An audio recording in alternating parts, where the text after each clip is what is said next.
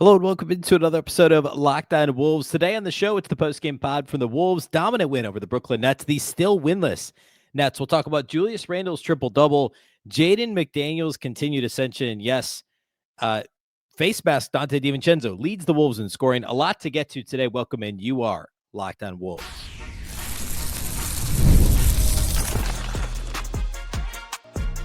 You are Locked On Timberwolves, your daily Minnesota Timberwolves podcast. Part of the Locked On Podcast Network, your team every day. Hello and welcome to the Locked On Wolves podcast, part of the Locked On Podcast Network, your team every day. My name is Ben Beecken. I'm the host of Locked On Wolves.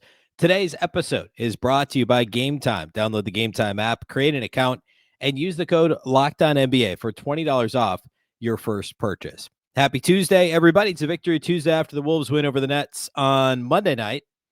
And it was the Wolves' second consecutive win. The Nets are now 0-7 on the season. I'm going to, today on the post-game pod, what we're going to do is I'm going to start doing the three big things right off the top. So I'm going to hit you with the three biggest takeaways from this game and then get into a couple of other kind of sub takeaways, if you will. I don't know, the next 4, 5, 6, whatever things that I have to not necessarily like a game flow, the whole contest, but what stands out, what are lasting kind of takeaways from these games. And then we'll close still with individual studs and duds. I think that's a good way to kind of sum things up in terms of individual performances. So that's what we'll do on today's show. A big thank you off the top for making Locked On Wolves your first listen every single day. Of course, this show is free and available everywhere. Wherever you like to listen to podcasts, you can also watch on YouTube as well. All right, let's dive in. From Wolves Nets, of course, Brooklyn came in at 0-6. They had just lost by 20-plus to the Philadelphia 76ers at home on Sunday night. So they were playing a back-to-back, although there was no travel involved. The Timberwolves were traveling after Saturday's big win over the Charlotte Hornets. So, yes, they've now beat two of, I don't know that Charlotte's I guess they're one of the worst teams in the league. They're not a bottom two team like the Nets. The Nets and the Pelicans are clearly the worst two teams through the first 2+ weeks of the season. But still, a win is a win is a win. And you got to play who's in front of you. And for the most part, the Timberwolves did it in an impressive way. It was tied after the first quarter. Wolves were up by 4 at halftime and actually only up by a bucket going into the fourth quarter. But they were starting to play better towards the end of the third quarter. There was a mini Brooklyn Nets run in there that made things closer than what it really felt like they were. And then the Timberwolves pulled away in the first, 10-ish minutes. Well, really like 7 or 8 minutes of the fourth quarter and ultimately won by 16. As I mentioned a moment ago, I want to hit the three big things right here off the top and not do like a blow by blow, game, like game summary style show. So here's the three big things. Number one, the Timberwolves offense and specifically their ball movement, and especially in the third quarter, was on point. This was obviously still a young season. This was game 7 for the Timberwolves. It was the best ball movement we've seen for the Timberwolves yet this season. And the third quarter is where it really stuck out, but you could see it early in the game. And a lot of this is a credit to Julius Randle. And yeah, he led the team in assists in this game, but there were a lot of hockey assists in there too. I bet if we went back and charted hockey assists, which if you're not familiar with that term, a pass to the guy who gets the assist, there was a lot of that. There's one play in particular, which was a really strong possession. I think it was early fourth quarter where Randle had the ball in the middle of the floor, kicked it to the left corner. Whoever it was kicked it back. He swung it to the right slot, and they sent it to the corner, and the Wolves knocked down a 3 on that possession. I don't remember who all the other players are, but Randle was in the middle, and he swung it to both sides of the floor in the same possession. Randle set the tone early. He wasn't scoring early in this game, and he still ended up scoring only 19 points, which for a guy who had scored 30-plus points in half of the Wolves games to this point, 19 is kind of a ho-hum night. Early in the game, he had like a 5-6-5 or 5-6-7 or something, midway through the second quarter. Like this guy was passing the basketball, and then it took him forever to get that 10th assist to get his triple-double. But Julius Randle set the tone, and he wasn't the only one that was partaking in this Passapalooza. Conley had 7 assists, DiVincenzo had 5, and the Wolves had 3 other guys that had at least 2 assists in this game. And everyone that played, except for the 2 garbage time guys that played only 3 minutes, Miller and Beringer, everybody else had at least 1 assist that played in this game for Minnesota, which is significant. Contrast that with 1, 2, 3, 4, 5 guys that saw the floor for 4 more minutes for the Nets that didn't have a single assist. I mean, it's not quite apples to apples, but like just for like context, like it's unusual to have everybody that didn't that played more than 3 minutes have an assist. And it was exactly the kind of like swing the ball from side to side type of offense that we've been waiting for Minnesota. And yes, it's easier to do it, or at least it should be when you don't have Anthony Edwards, you don't have your superstar on the floor. But it would also be easy for like Jaden or Julius Randle is the obvious one because, well, he's a very good passer and has been used as a point forward, and Chris Finch loves him to be the straw that stirs the drink. We have also seen bad Julius early last season, at times throughout last season, where it's just tunnel vision. And briefly this season too, we've seen it where it's tunnel vision. It's on me. I got to score.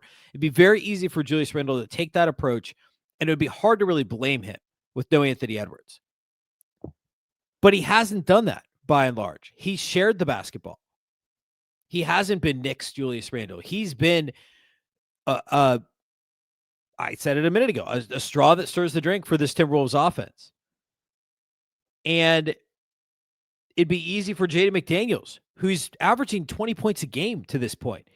I think he was averaging 18 coming in. He had 22, so he'll be probably just under 20 points a game when the stats update after this game. It'd be easy for Jaden McDaniels to be like, no, I'm the next guy.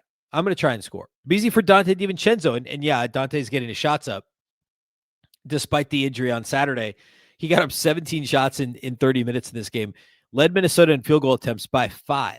Now, part of that is because of the ball movement, because so much of Dante's offense is catch and shoot opportunities, or it's because they're pushing the pace and he's getting it in transition. And sure enough, he launched 13 threes in this game, and he made 6 of them, by the way. Just a shade under 50% from 3. We'll take that 10 times out of 10. The ball movement, the speed, the pace at which the Wolves played led to 125 points. Yes, against the league's worst defense, but the ball movement on the offensive end of the floor, we haven't talked Rudy Gobert, but the lobs that kept Rudy involved, the offensive rebounding from Rudy Gobert, and also the Timberwolves guards, which, by the way, well, actually, we're going to get into the paint here in a second, so I'll hold that thought. But the ball movement overall, especially in the third quarter, and especially everything keyed by Randle, was absolutely contagious, and it was the best overall team offense we've seen for a full 48-minute game from the Timberwolves so far this young regular season. Number 2, paint dominance. Once again, and I said this on the preview show. I said this on Monday's show. At the end of Monday's show, I did a preview of this game, and I said the Timberwolves should be able to dominate the paint against, yes, Nick Claxton's a good player. He's a good offensive rebounder. But, like, this is a team Minnesota should dominate the paint against. Day'Ron Sharpe, there's something there. He's a good offensive rebounder too. But like Rudy Gobert, Julius Randle, Naz Reid should not have any problems. And then also, I was a little worried about the Nets' offensive rebounding capability. Sure enough, they had 18 offensive rebounds, 10 of which, by the way, were between Claxton and Sharpe. But also their guards and their wings that rebound the basketball super well.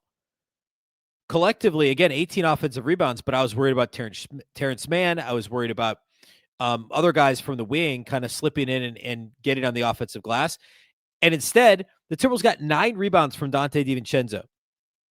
I don't know when the last time Donte had 9 rebounds was. Conley with 3 rebounds in 24 minutes isn't a bad number. Jalen Clark, 5 rebounds in 20 minutes. Rob Dillingham had 3 rebounds in 20 minutes. Like, the Timberwolves guards and wings did an outstanding job rebounding, and that fed into the paint dominance overall in this game, which was going to be really important, and it should have been an edge Minnesota had because of the front court talent disparity. And then also, on top of that, the not only the talent disparity, but also the Nets are such a bad defensive team that obviously there wasn't a whole lot of resistance. There should have been resistance in the paint at the rim, and there wasn't. Minnesota was a plus 22 points in the paint, 56-34 in this game. Timberwolves bigs outplayed the Nets bigs. The Timberwolves wings and guards rebounded as they needed to in this game. And that is what that's my second big thing. So Wolves ball movement, generating an efficient offense for the Timberwolves, and then also the paint dominance overall on both the glass and points of the paint. I have a third big thing, and we'll get into a couple of other notes I have, and then we'll close today with individual studs and duds. All that is coming up here next. Today's episode of Locked On Wolves is brought to us by our friends at Game Time. Basketball season is now we're starting our third week here, and nothing beats being in the arena for the opening games of the season. But let's be real, getting tickets can be a total headache. Between waiting in queues, surprise fees, and prices that jump right before checkout, it's easy to get frustrated when all you want to do is cheer on your team. And that's where Game Time comes in, the app that gives fans the advantage. It's your ultimate life hack for scoring amazing NBA tickets fast, easy, and stress-free. Grab Game Time for seats really to any upcoming game. The Timberwolves are back at home on Friday. I think it's Utah. You could definitely get seats there on Game Time. Perhaps the best option, especially after this long road trip. Target Center, weird vibes there last homestand. The team's going to be back playing great. Hopefully they play well against the Knicks on Wednesday. And you can go grab tickets. Check out the zone deals on Game Time. They're an absolute game changer. You could pick your section. Then Game Time will pick your seats. And the best part is that you will save big. You can even find tickets for under $25. Take the guesswork out of buying NBA tickets with Game Time. Download the Game Time app, create an account, and use the code LOCKEDONNBA for $20 off your first purchase. Terms apply. That's code LOCKEDONNBA, LOCKEDONNBA for $20 off. Swipe, tap, ticket, go.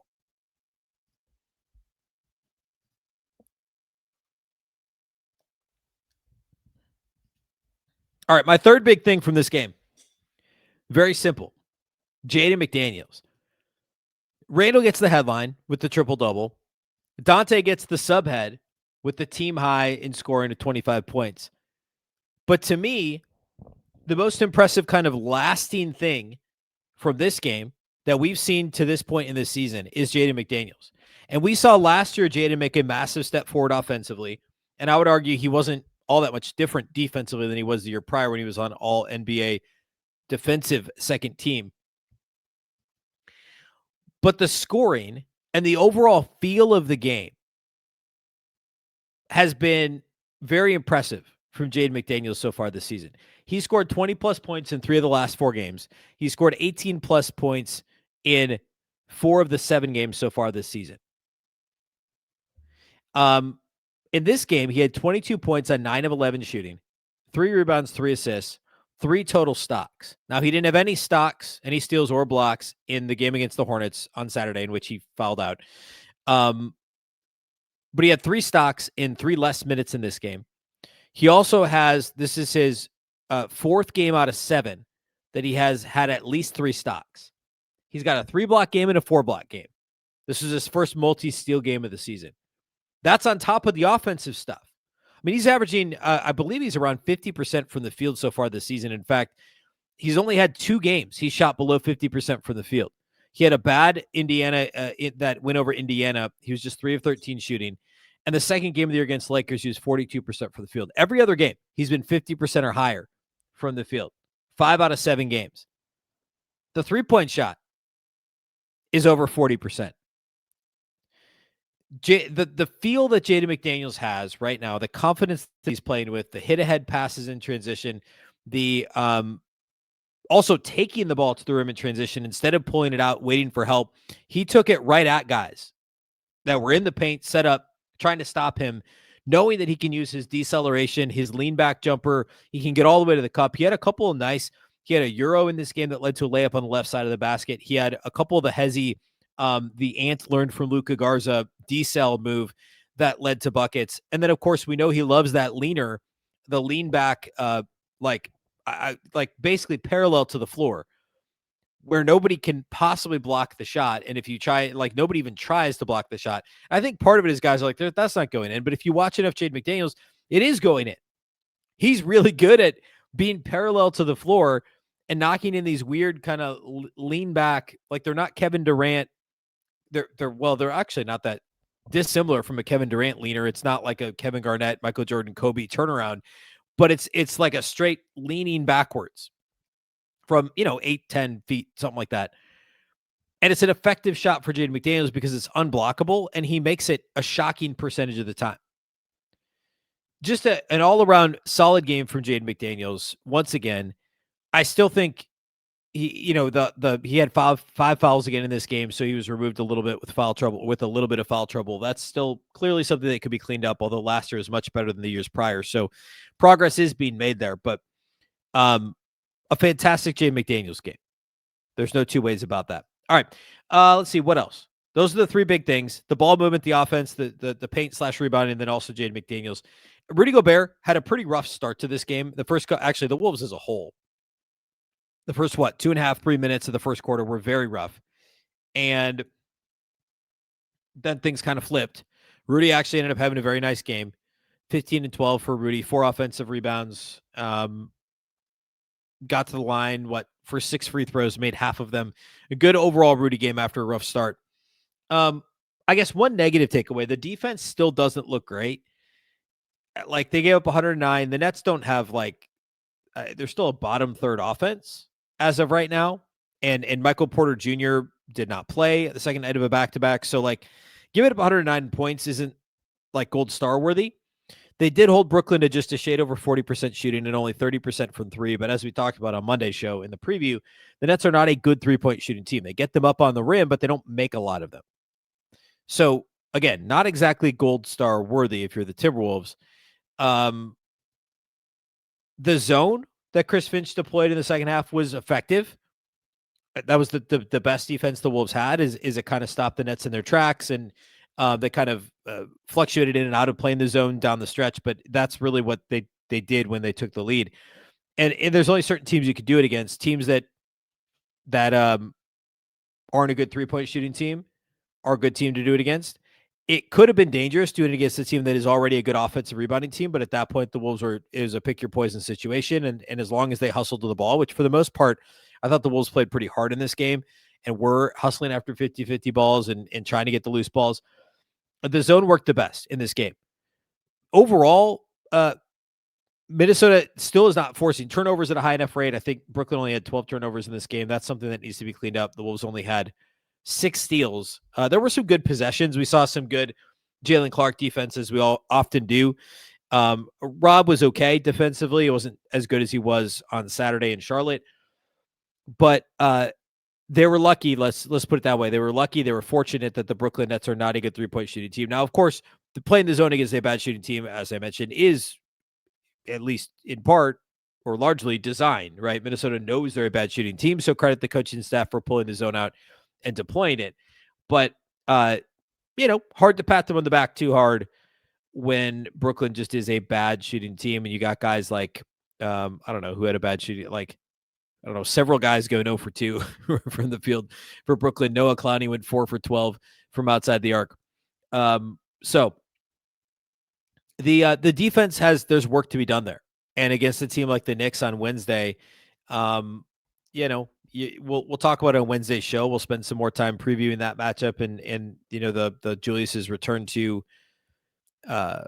Madison Square Garden and Cat playing against the Timberwolves. Yes. But to this point this season, New York's been let's see, they're 14th offensively and actually 13th defensively. So there isn't a huge disparity there, but we'll see what this thing looks like on Wednesday. If Minnesota can actually defend a little bit better on the perimeter. Rudy, I think, has looked better the last couple of games in terms of paint protection and actually protecting the rim. Only one block in this game. He had a couple on Saturday, but I think the aggressiveness in pick and roll game has picked up a little. It wasn't as necessary in this Nets game with how the Nets play offense, but that'll be something to keep an eye on against the Knicks on Wednesday, to be sure. All right, let's close today's show by talking individual studs and duds. We'll peek ahead to the rest of the week. We'll do all that here next. Today's episode of Locked On Wolves is brought to us by our friends at FanDuel. The NBA is back. We're into week 3 now, and there's no better place to get in on the action than FanDuel, the official sports betting partner of the NBA. Even if you miss the start of the game or want to ride the hot hand, FanDuel has live bets on everything from who will score next to fourth quarter comebacks. Plus, you can even combine your live bets into a same-game parlay for a shot at a bigger payout. It keeps every game exciting, especially when your team is making a late push. Talking NBA, also talking NFL. Thursday night, you got Raiders at Broncos. Broncos are favored by 9.5. Actually, like Broncos minus 9.5. This could be just an absolute dismantling. That's the next NFL game on the schedule. If you're looking at basketball, there's not yet a line for the Timberwolves game on Wednesday against the Knicks. Of course, probably waiting for injury reports, etc. Peek ahead. I'm trying to see if there's any interesting ones. The Sixers at the Bulls. That's an interesting one. Both those teams I took the under on I took the over on the Bulls, the under on the Sixers. And right now, the Bulls one looks good. The Sixers one does not. Philly's 1.5-point underdogs on the road at Chicago. I don't mind Sixers plus 1.5 in this game. I think that's likely a game that is a close game, and the Sixers could very well pull that out. I think they've still got an overall higher talent level than Chicago. Even though I took Bulls over, Sixers under, I was just kind of banking on, frankly, some injuries for the Sixers. That hasn't happened yet, which is great. So hopefully that'll be a fun game tonight, Sixers at Bulls. Right now, FanDuel is giving new customers $300 in bonus bets when your first $5 bet wins. You can head to FanDuel.com to sign up and play your game with FanDuel. Again, you could do same-game parlays. You could do live betting, whatever you want to do. FanDuel is the official sports betting partner of the NBA.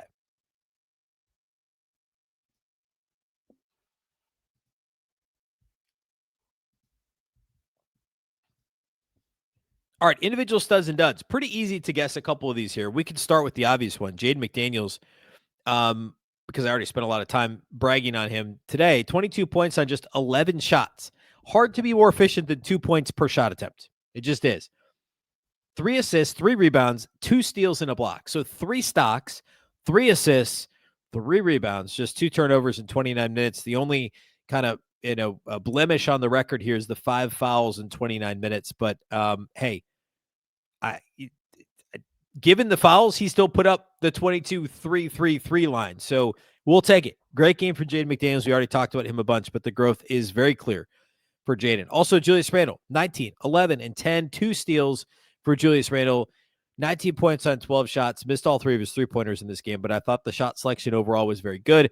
Got to the line 8 times, continuing that trend. We'll talk more about it on tomorrow's show. We'll kind of break down what some of those stats look like we haven't done that in about a week. So some of the things that stand out, whether it be the 3-point shooting of Jaden McDaniels, the free throw rate of Julius Randle, how some of these guards and wings have rebounded, especially as of late. All that stuff we'll talk about on Wednesday's show. But good to see Julius put up his first triple-double in a Timberwolves uniform. I think he had 12 total before this season, but his first one with the Wolves, which surprised me. I know he was close a couple of times last year in the assist column, but just falling short.